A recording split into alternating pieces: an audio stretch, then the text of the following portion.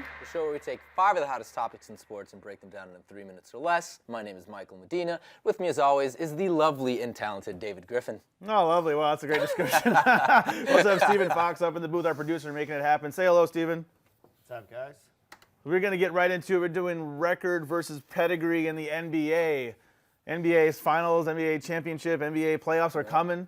It's heating up. A lot of good run. A lot of good between the 8th and 9th seeds in the Eastern Conference and Western Conference. Any team can get in right now. MVP-like career or seasons. Great games every night. Great games every night.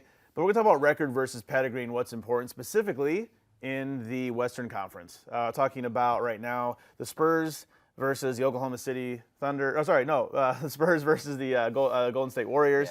Yeah. Oklahoma City Thunder, though, that's also a team. We're going to talk about those guys because it's a question of statistics. Right now, Golden State is on a tear. Great season. Great season. Yeah. Steph Curry, MVP-like season right now, just doing so well. But look at a team like the Spurs. In 6th place right now as of last night, but they're still dangerous. So they have great coaches, a lot of titles, a lot of experience. Yeah. They can make a run, and they're kind of, they have to rest all their guys. Nobody got banged up. They're resting. Kind of a sleeping giant there. And the question is, I guess, Michael, what's more important? The record? You want to be number one or pedigree? That's tough. On one hand, you want to go with experience. These guys, they've been there before. They know this is not their first rodeo, you know what I mean? So having experience is crucial when it comes to like the crunch time, the playoffs and stuff. Guys, you go to a Game 7, like let's say it's your first time. Let's say you have the best record in the league, but you're new to the postseason. You get to that Game 7, you get a team like San Antonio that's been here before. They're going to be a little bit cool under pressure. They're going to be able to handle a little bit better than maybe, a bunch of young guys that are here for the first time and stuff. They're just going to be popping off shots left and right, just don't know how to get it together. That being said, experience, as good as it is, also means you're a little bit older. You know what I mean? So you take a young, hungry team like, Golden State going up against a team, not saying they're not hungry, but maybe not as hungry as they once were in San Antonio. It makes it interesting, So who are your sleepers in the Eastern and Western Conference? Because we have a lot of players, a lot of good teams out there. Yeah. I mean, they have the number ones. Number one doesn't always mean everything. I know you're a Chicago Bulls fan. Chicago Bulls have been number one when Derrick Rose was healthy a lot. Doesn't always mean you're going to win everything. You remember several years ago, the Warriors, I believe they upset the Dallas. Remember that? That was huge. That was a while ago, several years ago. But that was a huge upset as well. So who are your sleepers in the Eastern and Western Conference? You need to pick just one team from each. I'm really liking the way New Orleans is playing right now. They're coming on strong. Anthony Davis, great player, tremendous player. They leapfrogged Oklahoma City. And this is one of the things about Oklahoma City. I said this before. I feel like they're a little too much of a one-man team right now. It's all Russell Westbrook, basically. Again, I like the player, but I feel like he's focusing a little bit more on his own individual stats. Whatever. Nonetheless, I think they're, sports, it's great because like this time of year, it's all about getting hot at the right time, right? So, you can take that hot streak right into the postseason. You can really make some noise. Real quick, I want to touch on before we run out of time. Rose out there. Derrick Rose was back last night. Finally. A little under 20 minutes, 9 points. How'd you think? What do you think? I'm fine with it. Take it easy. Don't hurt yourself. That's all I care about. Just take it easy. We didn't win, but Nice to see Derrick Rose. Magic 105, Chicago Bulls 103 last night in the game. We're going to talk now still more NBA. A little bit on a sadder note. Talking about Chris Copeland from the Pacers. It's kind of sad. I think he played for the Knicks for a little while too. He played for my Knicks for a little while. But he got out because he was smart. Sadly, though, he was, I guess it would have been yesterday early morning, like 3, 4 a.m., was stabbed, slashed, I guess, in a nightclub with his girl and another girl. There's a couple ladies there, too. I think they were arguing about something, stuff happened. I mean, it's just, it's sad. You keep seeing this stuff, especially in clubs. Plaxico Burress several years ago had that whole altercation, shot his own foot, brought a gun into a club. Just all these athletes, just keep seeming to get into trouble. These young guys, these are young guys. I know they're young. I mean, I can't imagine what I would do if I was 22, 23 and had $10 million in the bank account. I don't know what I would do either. But, it's like, why does this keep happening? It's just crazy this keeps happening. First of all, I want to say Copeland's a little bit older, I think. Yeah, that's true. Yeah, he's not he's not a kid. Yeah, but that's a good point, though, because this does happen a lot when you look at guys like Plaxico Burress shooting himself in the foot. Right. It's things like this. It happens a little too often, and it's sad to say. And that's the thing, because they are young. And the thing is, I don't like to make it about race. But when you look at a lot of athletes that come from, inner cities, don't have much, and are suddenly given millions of dollars and access to so many things, they just don't know how to act. Right. You know what I mean? And I'm not making excuses for them or anything, but like, you're young, you're 21, you've never had this kind of money before in your life, and suddenly all these girls are on you, you've got money to spend. Trouble's gonna follow. Yeah, because it's weird. It seems like basketball, football, those are the sports that get just the most drama. You know, the most altercations happening. I mean, you don't hear about this with golfers as much. I mean, you don't really Fuzzy see Zeller, Fuzzy popping Zeller. bottles. Fuzzy might make some racial comments that he shouldn't make, but you don't see him in the club. You don't see Bubba Watson, who won the Masters last year, one of the best golfers in the world. You don't see Rory McIlroy. You know, I mean, going to the club and getting in bar fights. Now, it's just, you wonder, it's like, how come we don't see it with golfers? Again, not trying to make it a race thing. There's ethnicity in golf. There's Asians. There's Tiger, at least. There's one Tiger. But it's just kind of sad that we keep seeing this happen over and over again. Yeah, again, it's just like, it's all about, they're young, they're having fun, but then, you know, it's also going to attract that negative crowd. You know, people that are either jealous or just, you know what I mean? It's just, it's a sad story, but it's one that happens way too often. Because the NFL has this thing where they actually teach their young athletes the first year about warnings, but I think they just do like one class. It's like their freshman, let's call it like a freshman welcome class. They do that, and then that's pretty much on their own. You know, go out and enjoy. I just hope these young guys are getting like mentors, and because I mean it's tough. I feel bad for Copeland and his family. It's horrible that this happened. I hope he gets better soon. He's a tough player. You know, because you don't want to see this happen to anybody. You want these guys to have nice, long, healthy careers. Of course not. That's the thing. When you're that young, you're not really thinking about your career 20 years down the line. You're just enjoying where you're currently at. Now, Copeland, again, like I said, a little bit older. This is an unfortunate event, but nonetheless, I mean, when you look at when you're like 21 and, again, all these great things, you're not thinking about like what your life's going to be when you're like, 35 or something. Don't go to the club or leave at like midnight.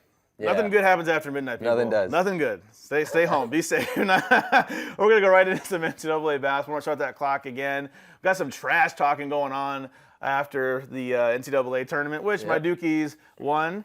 5th title for the school, which is great. But Coach K is responding yesterday on a few shows. I think he was on Dan Patrick. He was on the Callan Cowherd show there on ESPN. Bo Ryan talking some smack. Drinking that haterade. Talking some smack. Talking about Duke, rent-a-player gate, we'll call it. Renting players. You got to put the gate behind everything. Make it controversial. Got to. So rent-a-player, talking about Coach K renting players, which Coach K took a little offense to because he thinks that renting players means that he's doing something illegal. Yeah. Like he's spending money. Now, he's fine with the term a one and done. Yeah. That's fine. One season freshman, go to the pros, but he's a little offended by that. And he should be. I'm sorry. This is, again, like I said before, this is Bo Ryan drinking some of that haterade. He lost, fine. Now, let's look at I said this before. Coach K, he built that program. Everything Duke's done if you hate Duke because of what Coach K's done. So you can't, I mean, you got to give credit where credit's due. I mean, he's an amazing coach. You know, players seem to really love him. Look what he's accomplished. You look at someone like Bo Ryan in Wisconsin. Wisconsin's a great program, great football, big. They're not just like some little like small school or anything. They were #1 seed. That being said, they're not Kentucky. They're not Duke. They're not North. They're not one of the top, like the upper echelon of basketball programs in college basketball. They're just not, which explains why guys might stick around for 4 years. I mean, Kaminsky probably, when he was a freshman, if he were good enough to have gone pro, if he was as good as Jahill, gone. Because when he was younger, Kaminsky didn't even play that much. He was on the bench a lot. So I mean, if he was as good as Jahill Okafor, the thing is, it's not Coach K's fault. It's not. If this happens, it's because, again, like I said, what Coach K has done for that program. He's made that program so desirable. Kids want to go there because kids want to get seen because these kids are trying to get drafted, right? Yeah. So they want to go someplace where they can play, showcase their talents, get seen, and then hopefully get drafted. And it's funny he's calling out Coach K, but I mean, it's not the only school that does it. Look at Kentucky. Talk about one and dones. I mean, their whole starting 5 could leave if they wanted to. Yep. I mean, it's not Coach Duke is not the only team that's doing There's this. so many like top programs out there that do that. Wisconsin just is not one of them. And the thing is, like, if these coaches want these kids to stay, I mean, Coach K would love it if his freshmen would stay. I mean, can you imagine, like, if Kentucky still had Anthony Davis, if Duke had Jabari Parker would just be, a sophomore. Yeah. If he had Jabari, Jahill Okafor, Tyus Jones, I mean, they would win every year. I mean, they would have one of the best teams in the country, but this is the way the system works. These kids want to get paid. We had A.J. Lawrence here over in the Stream.TV sports desk talking to us about how, I mean, you take the money every time. So, I mean, you can't – so what, you just don't take one and done? You're going to take kids who are going to have a 4-year – it's like some honor system. It's like it's the rules. I'm sure – it's not like some honor code. These aren't like knights or something. If kids were doing that, going to Wisconsin, want to be one and done, but like great players, I'm sure Bo Ryan would be okay with that. He would not have an issue. Yeah, it's like, come on. So Bo Ryan – get rid of the haterade, move on, buddy. I mean, just accept that you lost and be a good loser. Coach K's class, nothing but class. No. So we're gonna go on to the next topic. Major League Baseball, MLB, opening season keeps going. It's just more baseball every day. A lot of games every day. So we're going to talk about this was a nice article in the New York Times about statistics and how they're ruining baseball. Or, it's just, and you see it in football and other sports too, how statistics are everything. Fantasy is huge, and statistics are also big for gambling. Yeah. We always forget the gambling side of things. I think gambling is probably one of the biggest in football, but I mean, still in baseball, gambling is big too. So, I mean, do you agree with this article? Do you think statistics are ruining baseball, the focus on statistics? To an extent. I'm very much a purist. I'm very much a purist when it comes to sports. Like it's one of the reasons I don't really play a lot of fantasy, just because I love just being able to, like, for example, with football, I love Sundays just being able to watch the Bears and just focus on them, whether they win, they lose, what's wrong with them, how great they are, whatever.